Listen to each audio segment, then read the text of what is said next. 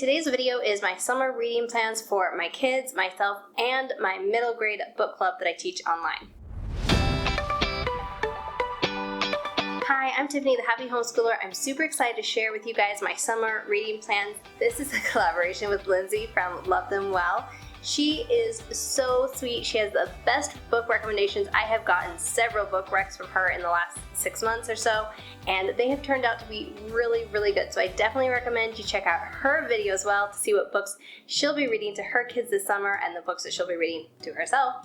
And yeah, I'll put a link to her channel and her video in the description below so you guys can find it easily and go watch her video too. Okay, the first books that I'll be listing are the ones that I'm going to be reading out loud to my children, and none of these are homeschool books. So for the summer we are taking a break from like our homeschool reading books and just doing some ones that we get to do for fun. The first one is Menace from the Deep. It's from the Killer Species series. So I had never heard of this series. I found it at Goodwill. I read the back. I was like, oh, this looks kind of interesting. My 7-year-old saw it and was like, Mom, read this to me. It looks so good. And it actually is really fun. It kind of reminds me of the Usborne Extreme Adventure series, but this series is like, there's a, for lack of a better word, I'll just call him like an evil genius who is altering the DNA of some species of animals. So in this case, it's the alligators in Florida. So that's where this is set. It's really fun and all of my kids are enjoying it. My 12-year-old read it on his own in like a day or two, and then I'm reading it out loud to all the rest of them. The next one I'm reading out loud to all of them is The One and Only Ivan. The reason I'm reading this is because I was recommended it by several other homeschool moms, and I was like, you know what, I just want to find out what the hype is about. I know it's also like a Newbery Award winner, and I definitely am curious. So I did go through it a little bit, and it looks like a very easy read. Like there's a lot of blank space, so I don't think it'll take us very long to read this one, but I think it'll be fun, and I know my kids are excited to read it. So the next one I'll be reading is On to Oregon. I like to mix it up. I like to read some older books to my kids and also some newer books to my kids. So The One and Only Ivan is obviously a newer book, and On to Oregon I was actually given as a child, so I read it a long time ago. But the reason I'm reading this one is because it talks about the Oregon Trail, and it's about going to Oregon, which is where I'm from, so my children always enjoy things about Oregon. And in this case, it's about an older brother who's helping his little siblings go. I think the parents pass away, and so the older brother is helping to get them all to Oregon safely. So it's definitely like a historical fiction. There are, you know, people throughout history that you know about that are part of the Oregon Trail story that he runs into or that they run into. So I'm excited to read this to them. The next one I'm going to be reading is In His Steps. Now, I read this as a child. I loved this story, kind of the book that spurred the What Would Jesus Do movement. I don't know about you, but when I was a kid, I had like What Would Jesus Do bracelet and all that. And I read this book, my dad read it to us, and I just remember like really being touched by the story, and I want to share that with my kids. So I decided it was time. I've wanted to read it to them for a while, but now they're all old enough to like understand it a little bit better.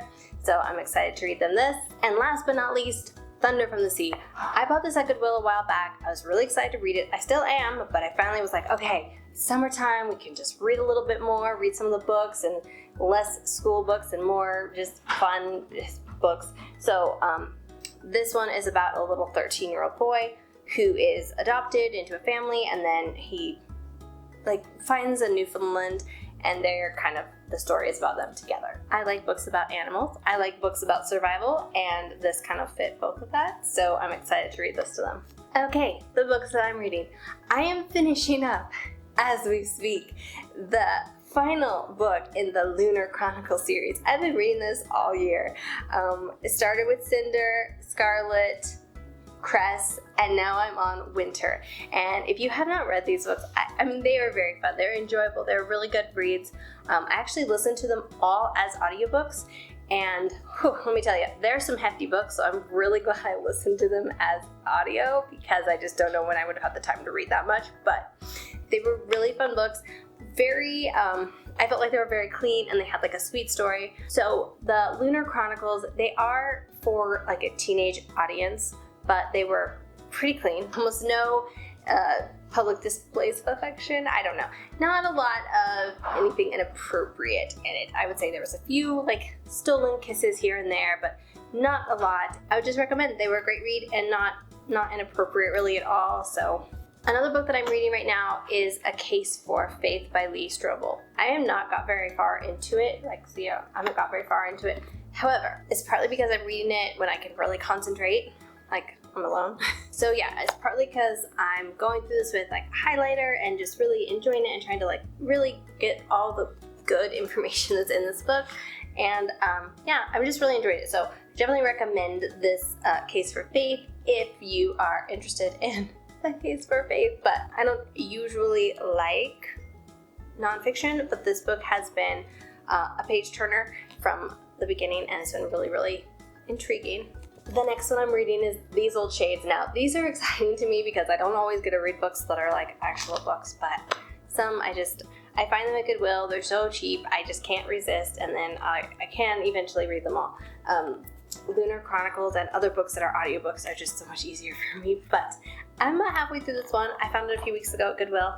It's so good. I already knew I liked Georgette Heyer. She is similar to Jane Austen, I mean, that's like the time frame, but they're set in a mix of England and France, Paris to be more specific. But the storylines are all really fun and really interesting, and they're always, I mean, at least every book that I have ever read of hers, which I've read several, have all been perfectly clean, and that's not always the case with romances. They're just really good, like sweet, wholesome love stories, and I enjoy them. On the topic of Goodwill, like holy cow, if you're not already going to Goodwill, if they're not, shut near you, like go check out your Goodwill list and see if you can find amazing books, because I'm always finding like the best books there. It's amazing. Another Goodwill find. This book was already like in my Amazon cart because I was super excited. I wanted to read this book. I thought about doing it for my middle grade book club, but I just felt like it was too much. I haven't read it myself yet. So I'm reading The Book Thief, which is like really popular. If you don't know what it is, it's about it's set in Germany in 1939. I have heard only good things about it. So many people have recommended it, and I am really, really excited to read this book. And then if it's not too scary or too intense, I will recommend it for my middle grade book club. But for now, I'm going to read it for myself this summer, and I'm really excited for that. The next one I'm reading on my own is Atomic Habits. This was recommended to me by a colleague, a good friend, and I am actually really excited for this. Again, not normal, I don't normally gravitate toward nonfiction, but I really want to because I want to develop some better habits. A lot of people have recommended this, but then my client also recommended it, and I was like, you know what, I'm gonna give it a try. I'm gonna read Atomic Habits. I told my sister to read it. She went and started listening to it on an audio version, and it's like, it's amazing, best book ever, you have to go listen to it. But I already bought it, so I'm just gonna read it like this. So the next books I'm gonna share with you are the ones I'm doing for my middle grade book club. So obviously all of these would be recommended for all your middle graders. And I'm doing it for the book club, but you could do it just for your kids or for read-alouds. So the very first book for my summer book club is I did a theme. I did Hatchet, which is not set in summer, but it is a survivalist story, which I really liked, and I thought went well with like camping and outdoors. So I got Hatchet. My son actually has it, so I don't have it with me because he has it in his room. It's a really good survival story, and it was recommended by a number of people, so I'm excited to go through it with the book club. And then actually they have questions at the back of the book, so I don't even have to come up with my own questions at the end of this month. The book chose them for me, and I get to just ask the questions, so that's kind of like fun for me. I get to relax a little this book club. So I'm also doing the Penderwicks, and I'm partly doing this because we are reading one of the Penderwick stories later on in the school year. I can't remember which Penderwick story, but I know I saw it in our curriculum. So I was like, well, I'll just read the first one with book club. It's set in summer, it fits the bill, it sounded like a fun read, and then we'll have a better understanding of the next book in the series we read. Same with the Austen Family Chronicles. We're supposed to read book 4 for my 7th grader next year, so we'll probably be reading books 1, 2, and 3 prior to book 4, because I just hate starting in the middle of a series. He hates it too, so for August, we're either reading the Austen Family Chronicles book 1 or Peter and the Starcatchers. Now, this one looked really exciting. It is set in I don't know where it's set, but I know that there's pirates involved. And I figured the kids might like something more fantasy-based after reading Hatchet, which is definitely not fantasy, and then the Pender books, which is also not fantasy. So when it comes to my book club, I try to mix it up a little bit. Same with the kids. I read older books, newer books, and then I'll try to read some fantasy and then some more, practical, and then also maybe some historical fiction thrown in there just to mix it up so we're not sticking with the same genre, learning the same thing, talking about the same kinds of circumstances or similar stories. And then I have 3 that are like, if we can finish all of these, then we're gonna do these. And I'm really excited. I found all of these at Goodwill. Amy Carmichael is a missionary story about a woman going to saving children in India. The Christian Heroes Then and Now series is one of my favorite series. If it is a good fit, we might do this in the book club, or I might just read out loud to my children. White Fang. I wanted to read this out loud to my kids this summer, but it's also in my son's school curriculum for next year, so I was like, I don't know if I want to read it like now and then again in 3 months. That seems a little extra. We probably will not get to this one, but we might. We'll see. And then The Ranger's Apprentice. This one is going into our potential books for book club. And the only reason it's not going to make the cut is because it's book 3 and I want to start at book 1. So if I find books 1 and 2 at Goodwill, then we'll probably read the whole series. Not as book club, we'll probably start with book 1. This is also on my recommended reading list. I have a family member who is a little reader, an avid reader, and she always gives me all these great recommendations, so I got this from her and I am really grateful. That wraps up my summer reading plans. Be sure to check out my video of other things that are screen-free activities for your teens. The reason I'm specifying tweens is that I found so many recommendations for things for your younger kids, like your 5-year-olds, your 7-year-olds, but not a lot of things for tweens. And you know what? The 10, 11, 12-year-olds, they don't need to be on screens any more than the 5-year-olds do.